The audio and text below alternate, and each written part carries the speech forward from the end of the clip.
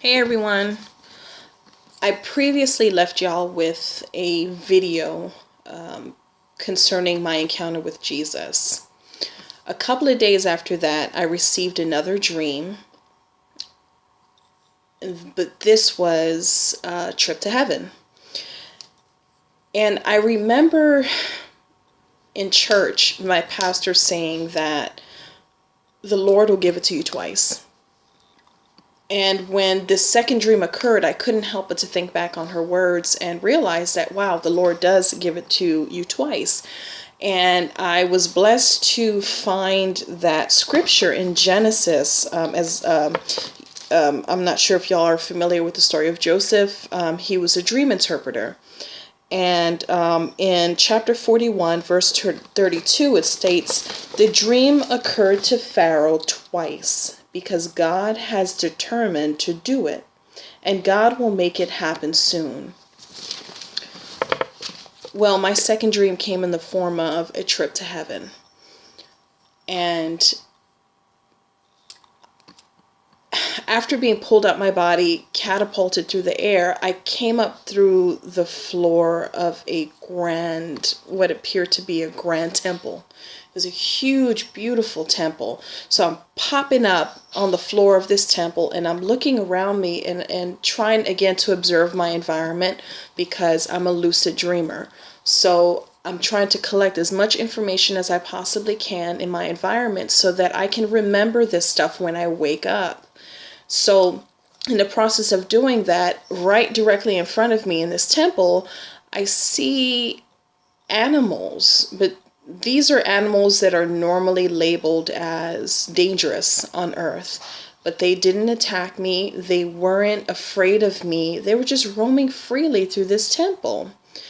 And there was men sitting amongst these animals. And they all had very period-specific garments on. It wasn't of this time. It was very obvious that this was from a time long, long ago. They were looking at me with a very strange look. As if they knew me, they were expecting me, here I am. So in my confusion, I remember my encounter with Jesus, so I knew to ask for Jesus. And I'm asking these men, do you know Jesus? Where's Jesus? Do you know where he's at? And they gave me this most confusing look, and it startled me because the look that they gave me was, is this lady for real? Which made me, I was fearful because at this point, I thought I had gotten this all wrong. I had completely misinterpreted this dream. These people didn't know who Jesus was, but I knew I was in heaven. I knew that I was in heaven, so I was very fearful of what was transpiring here because it was about to blow my mind. But in the process of these men giving me this crazy look, to the right hand, to my right side, I was looking from the corner of my eye, I seen a man. This man was separated from the rest of the group. And might I add, there was a very esteemed nature about these men. It was very obvious that these were very important men during their life on Earth. They were extremely important. These were men to be revered. These were men that any person with good moral character would aspire to be. These men were a big deal. So I'm turning to the man on my right hand side, and before I could even make a full turn, I find myself appearing right next to him. And I'm going to try to describe this man. He was fair-skinned. He had short black hair. He had a mustache and a beard, but it was all trimmed, perfectly trimmed. He was neat. He was tidy. Hair, everything manicured. His physique was impeccable. I remember looking at his body in awe. not from a feminine perspective of, wow, that's a good looking man, he's sexy. No, I was looking at him from just a researcher's perspective. I was analyzing his body. I was mesmerized by the contours, by the perfection, by the precision of his body. I mean, his abdominal muscles were he was built. His body was built. His skin just had a glow to it. It was just beautiful. And he didn't have a shirt on, but he did have some form of garment covering his bottom. And again, this was very period specific clothing that I had never seen before here on earth, but I knew that this was not of my generation. This was very period specific. And next to him was this massive lion, a huge lion. And it wasn't afraid of me. I wasn't afraid of it. I was just at awe at how calmly this huge lion was standing next to this man. And this man was seated on what seemed like a marble seating area, but from the angle I was viewing this dream, I wasn't able to tell if it was a throne, if it was just a marble bench he was seating on, but I know he was sitting here, and then above him was another marble bench, and the lion was seated there. So he begins to speak to me. At this point, I remember not being aware of my earthly life. I had no clue that I was from earth. I had no clue I had a family. I just knew that I was in heaven. And my previous life, my life down on earth had been erased, but slowly as we started to speak, I started gaining recollection of the existence of earth and my role in it. And I remember complaining to him and saying, the good people are struggling down there. And he looked at me and he said, I know, we're watching. And as we're speaking with one another, this communication is transpiring in slow motion. As almost I'm looking at a movie and it's happening in slow motion. I can't really hear his words. His mouth is moving, but I'm registering it almost telepathically. I know what he's saying. And after I make him aware of the struggle on earth, he shows me something. I look back down on earth and he shows me my physical body. And the physical body that I see down below is not what I'm seeing up in heaven, but I know that's me down there. And through my mind, telepathically again, he lets me know that that physical body down there is like an animal that needs to be tamed. You need to learn how to tame your body. That blew my mind. I had never experienced myself separated from my body in that capacity, and viewing my body as its own substance, its own entity that needed to be controlled, to be reined in, to be managed. So that was a mind-blowing process. So after he shows me my physical body, he diverts my attention to my true self. My true self now is still standing in the middle of that temple. Now, I remember moving from the middle of the temple next to this man who was speaking to me, but now there's me again standing. But this is my true self. I had black slacks on. I had a black t-shirt. I had glasses. My hair was shoulder length, curly. I was very thin, well, not thin like hungry thin, but thin as in I was fit. I was very fit. I was lean, and I looked amazing. And I looked at myself. There was something different about myself, though the physical body on earth had really taken on a lot of the attributes of its surroundings and its influences, the body that I was seeing in front of me was an uninfluenced self. It was my true nature. And I remember feeling this word, and it says scholar, scholar, which blew my mind again, because my true self is a very studious person. My true self is a researcher. My true self is a knowledge seeker. My true self desires to maybe one day teach a subject at the college level, at the professional level. That's who I am by nature. But I find a lot of my desires being distorted by outside influences. And if you know anything about living in this world, which I know you do, you find yourself constantly being influenced by outside sources. And if you can't separate yourself from those influences, you find that your true self, your true nature is completely distorted, to the point where you become thoroughly unhappy with yourself and your life, because your influences will bleed out into your physical life. They will, because you'll start making decisions and acting in ways that are not of your true self, hence creating this lifestyle for yourself that is not reflective of your true nature. And that's what I saw. I saw the huge difference, and I knew that my challenge was to bridge the gap between those two people. I had to find a way to clean up what I saw down there so that it looked more like who I was on the inside. And I got that. I got that message loud and clear.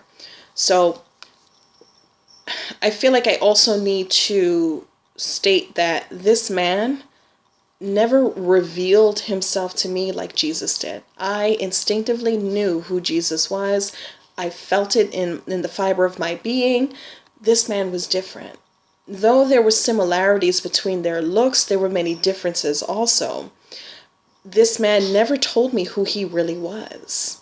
He didn't say, I am God. He didn't say, I am Jesus. He was just a perfect specimen of a man. He had a lion standing next to him, and that's all I know. That is all I know. So once he was done revealing my true self to me, I was instructed to walk with a woman who came out of a hallway. She was a fair-skinned, rosy-cheeked, middle-aged woman. She was dressed in what appeared to be a beautiful cotton gray long dress. It was just a simple, just long to her ankles dress, and she had a rope tied around her waist, and it was in a neat knot, and it was just kind of hanging with the tassels. And she walked me towards a series of rooms in this hallway. And I tried to find a symbolism in this, and I looked in the Bible to see if there's anything that talks about rooms in this temple, and the best I could do was in John 14, chapter 14, verse 1, where Jesus is instructing his disciples after Judas turns him in. He knows his time is near. He knows it's coming to an end. So he's instructing his disciples on one of the major commandments, and that is to love. Just love one another. They're going to know that you are mine by how you love one another. So in chapter 14, Jesus goes on to say, don't be troubled. Trust in God. Trust also in me. My Father's house has room to spare. If that weren't the case, would I have told you that I'm going to prepare a place for you?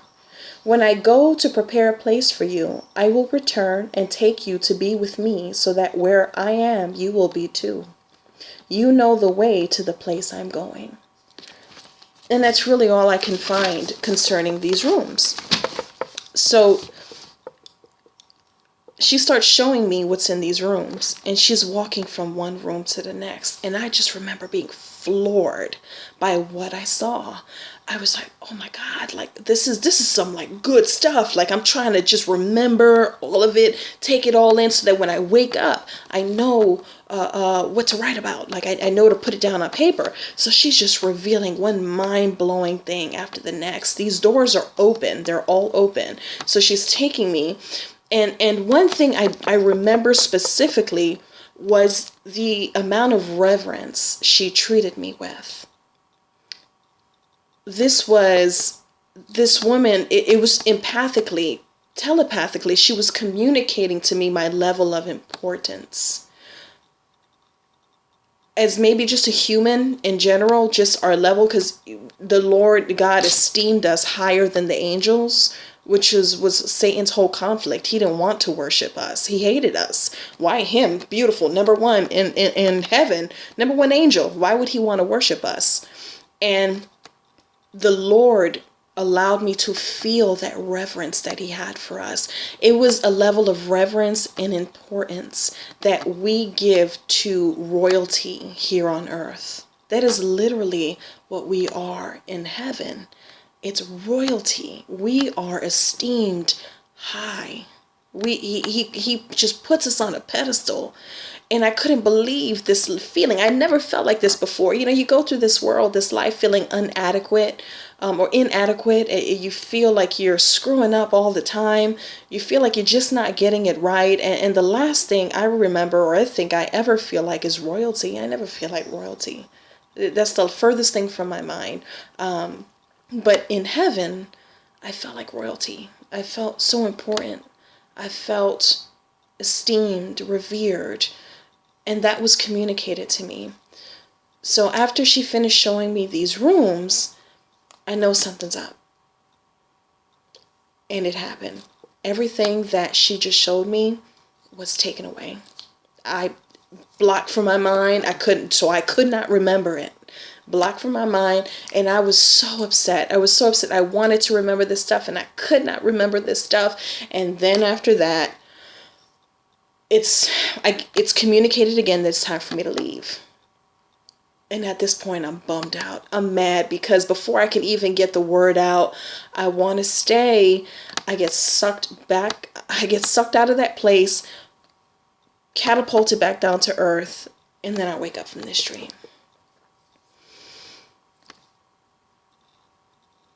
And I was excited.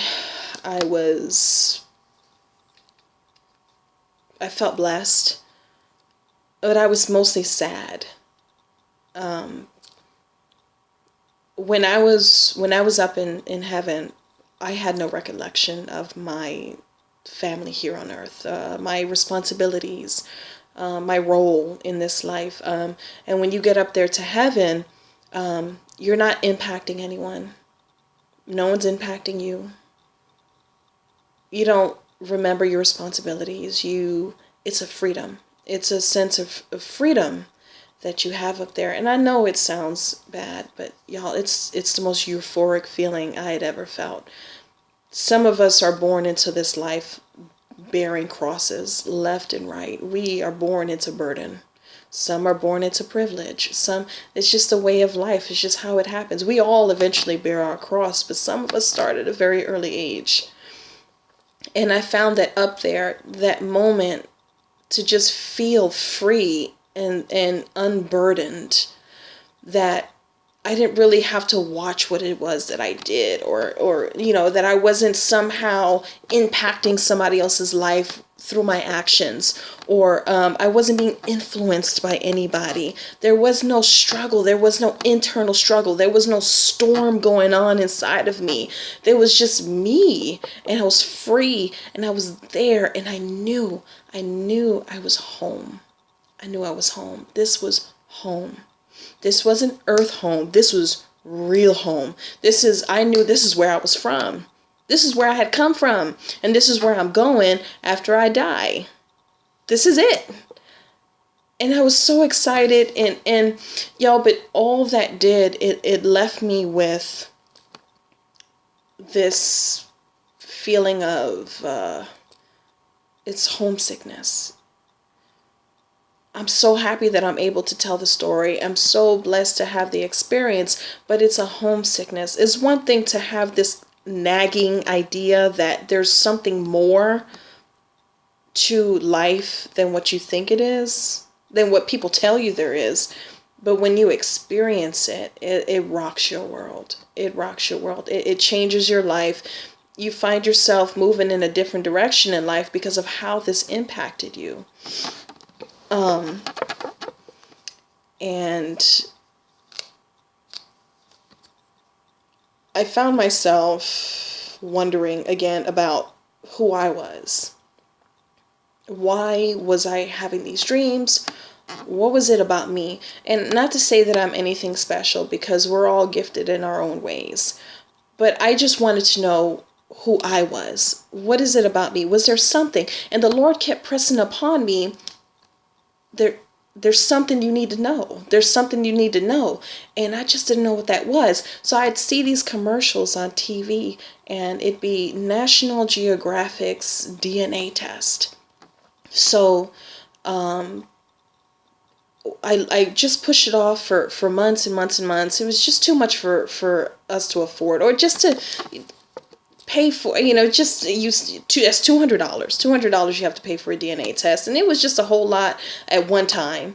So finally we got to a point where I said, you know what, I'm just going to do it. And I did. I went ahead and I purchased the National Geographic's, I think it was a Next Generation DNA test. I think this is it right here, which I highly recommend because it's just a wealth of knowledge. It's always a wonderful thing to learn the truth about who you are.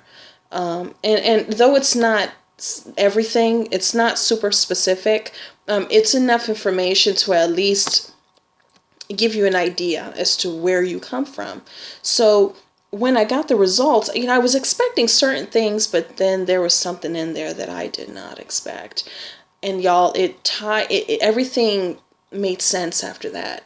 This born with this knowingness that there was a God, that there is a God, because I've been like this since I was a child. This didn't happen later on in life. I've always been like this knowingness. I've wanted to be in church since I can remember. I remember when I was 4 years old being baptized. I remember what the pastor looked like. I remember the water, how the water felt being poured over my head. I remember my uncle and my aunt standing next to me. I was 4 years old. I remember the entire process. And I remember being very excited that I was being baptized. And I've been just in and out the church ever since. So when I got my results back, I was shocked to learn that I don't know if you see here, right there, it's backwards, 3%, I want to say 3% Jewish diaspora, Jewish ancestry. Had no clue. Jewish ancestry makes a ton of sense. And not to say that the Jewish culture is more religious than any other culture, but you got to admit, Jewish diaspora, the whole Exodus, the Israelites coming out of Egypt, the Lord setting the Israelites free from their captivity. My bloodline goes way back to those moments. I have ancestors that were a part of that process. So blood speaks. I'm not a believer in reincarnation. By far, I'm not a believer. I just don't believe reincarnation exists. What I do believe is that the blood speaks. We have inherited tons and tons of genetic information from our ancestors, y'all. And there's just stuff that comes out. It comes out whether we like it or not. We have no control over it because it's genetically a part of us. And the fact that I have that Jewish ancestry, it just helps me understand my spiritual background even more. It helps me understand why I am the way I am, amongst other aspects of my genealogy, because all of that makes sense too. My dislikes, my likes. So with that being said, I know there may be some conflict with this video. I know there may be some people who just don't believe what it is that I have to say. I have nothing to gain from this video. I really don't, because first of all, anytime you call yourself a Christian or you believe in God, you're labeled crazy to begin with, because how can this exist? You can't see it, you can't feel it, you can't touch it. How can it exist? My God is a God that needs to be revealed. It's not a God that you read a book on. It's not a God that you chant to. It's not a God that you, whatever it is that people in other religions do. My God needs to be revealed. And in order for my God to be revealed to you, you have to believe in my God. That's how it works. You have to believe in my God. You have to ask the Lord, your Savior, your Creator, to come into your life and to reveal himself to you. Because if you don't want it, he's not going to reveal himself to you. And I think we live our lives waiting around for God to reveal himself to us. Who are we to think that God has to reveal anything to us? He created us. We have to come to him, not the other way around. So we need to get our story straight and our facts correct. And our ego has got us to a point where we think that we're entitled to everything. We're entitled to nothing. We're not even entitled to the air we breathe, but yet the Lord wakes us up in the morning and puts air in our lungs for us to breathe. So, with that being said, I hope this video touches someone in a special way. I know the dream and the experience touched me in a profound, life-changing way. And I'm open to any comments, questions, or any advice, or maybe even any scriptures y'all might have found concerning this dream. And I'm open to it all, and I appreciate it. Please leave comments, but be kind. Be kind. Use kindness. You know, use the number one commandment: love, love, love, love. God, Jesus said it best: love one another. Y'all take care. Be blessed. Bye.